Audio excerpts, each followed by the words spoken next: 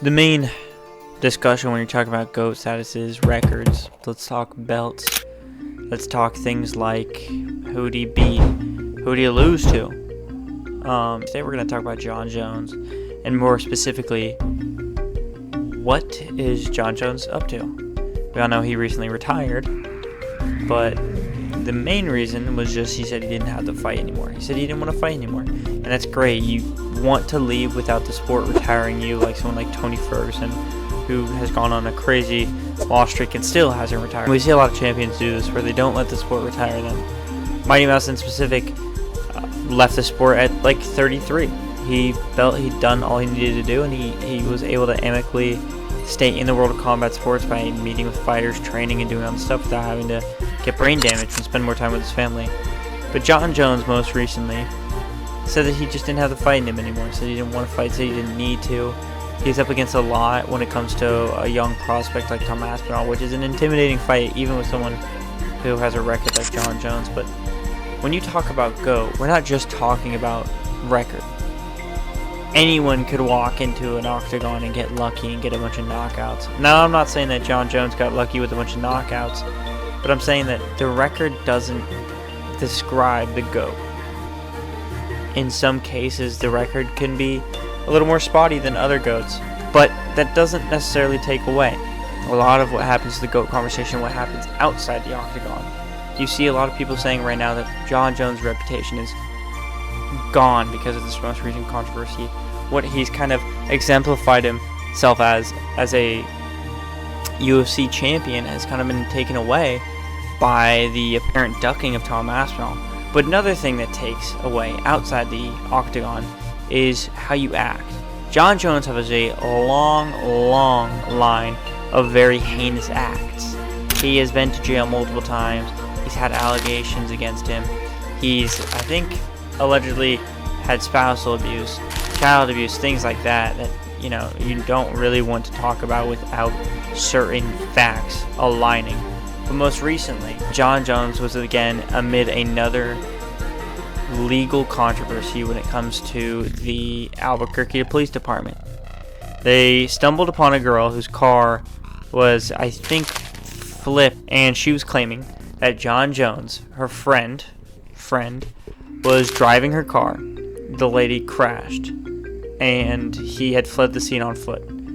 When she handed the phone to the police officers, allegedly, who was on the phone was Jon Jones. Now, of course, this sounded exactly like Jon Jones because it allegedly was Jon Jones.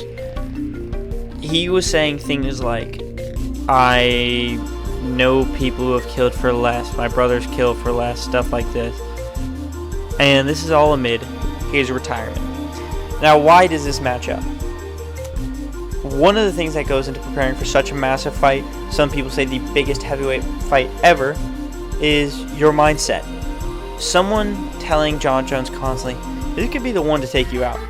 This guy could be the one to knock you out and take what seems to be a perfect record other than disqualification. That combined with a new legal proceeding that we didn't even know about. He was doing all these different things, all these interviews, talking, the Nelk Boy, stuff like that, with the knowledge of what had kind of went down. So let's talk about kind of the implications of everything that happened. Jon Jones has had spousal problems in the past. We've heard a lot of things about that.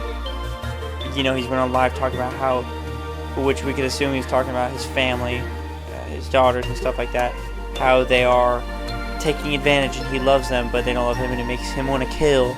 It's kind of crazy. There's a lot that goes into the Jon Jones as we know it, and his record has been spotty with different controversies like this so much that it's kind of hard to say you're the GOAT. Now, not only has the apparent ducking of Tom Aspinall, I believe, taken him out of the GOAT discussion, but the constant failure of PEDs, arrests, controversy. He pretends to be kind of this stand-up citizen saying, I don't want to work with an asshole, when he himself is kind of an asshole. Well, a lot of this goes into what is Jon Jones' mentality as he's fought youngest in the UFC to ever become a champion. And now one of the oldest fighters in the UFC. What is Jon Jones' real reason for retiring? Is it because he's amid a new controversy that hadn't even came out yet? Is it because he was ducking Tom Aspinall? Is it because he just didn't have the fight in him, like he says? I think the Jon Jones story is far from over. Maybe as a UFC fighter, but as a person, I think we'll really see what's going to go down. And until then, we just kind of have to wait and see what he reveals on his own. It's safe to say that Jon Jones has gone down a Conor McGregor path of substance abuse to the point where he's kind of taking these opportunities away from himself when it comes to putting himself in precarious positions. So, we will see.